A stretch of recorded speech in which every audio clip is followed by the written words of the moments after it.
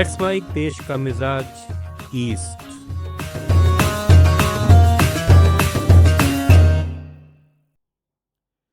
ये है let's mic modern radio और आप सुन रहे हैं पूर्वी भारत की खबरें। ओडिशा में नवीन पटनायक के नेतृत्व वाले बीजू जनता दल के वरिष्ठ नेता और राज्यसभा सांसद देवाशीष सामंतराय ने पार्टी की प्राथमिक सदस्यता से इस्तीफा दे दिया है।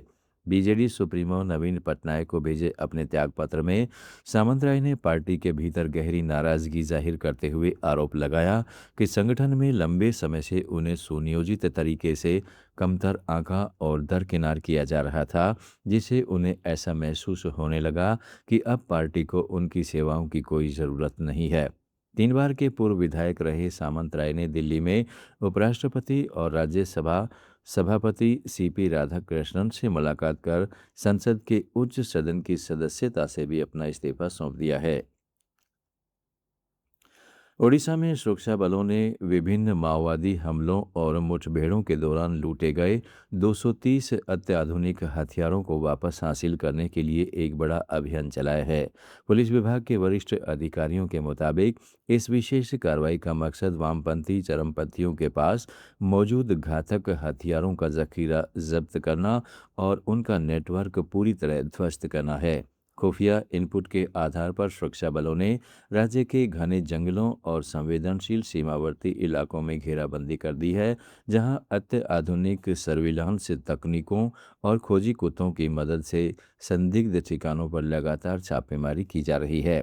अधिकारियों ने स्पष्ट किया है कि सुरक्षा के लिहाज से यह बेहद संवेदनशील अभियान है, क्योंकि लूटे गए इन हथियारों का इस्तेमाल सुरक्षा बलों और आम नागरिकों के खिलाफ बड़ी वारदात के लिए किया जा सकता है। पश्चिम बंगाल विधानसभा चुनाव में तृणमूल कांग्रेस को मिली करारी शिकस्त के बाद पार्टी की वरिष्ठ नेता और लोकसभा सांसद डॉक्टर काकोली घोष दस्तीदार ने 12/7 संगठन जिला अध्यक्ष पद से इस्तीफा दे दिया है। कोलकाता में मीडिया से बात करते हुए उन्होंने अपने इस कदम के लिए चुनावी हार की नैतिक जिम्मेदारी ली, लेकिन साथ ही पार्टी की चुनावी रणनीति संभालने वाली कंसल्टेंसी एजेंसी आईपैक पर भी हमला बोला।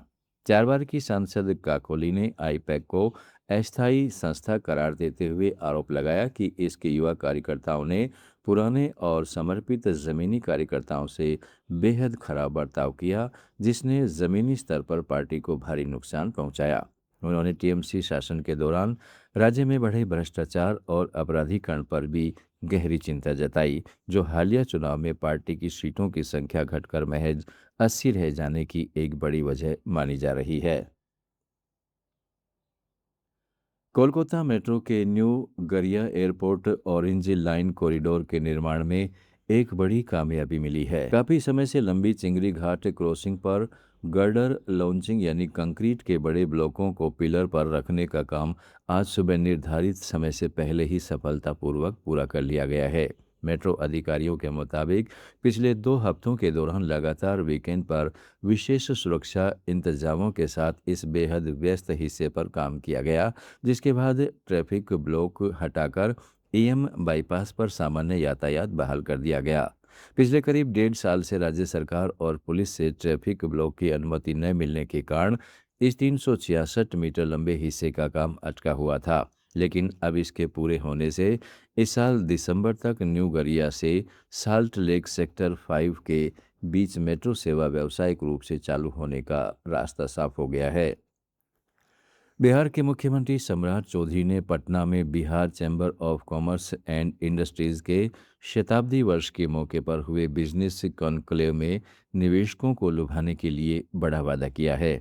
मुख्यमंत्री ने बिजनेस पॉलिटिक्स और डेवलपमेंट थीम पर आधारित इस कार्यक्रम में साफ किया कि राज्य में कारोबारियों और निवेशकों की सुरक्षा सुनिश्चित करना सरकार की सर्वोच्च प्राथमिकता है।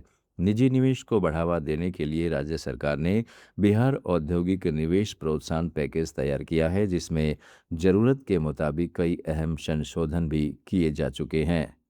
बिहार, पश्चिम बंगाल, ओडिशा, झारखंड और छत्तीसगढ़ की ताज़ा खबरों के इस बुलेटिन को रोजाना सुनने के लिए डाउनलोड करें लेट्स माइक ऐप। जुड़े रहिए लेट्स माइक के साथ।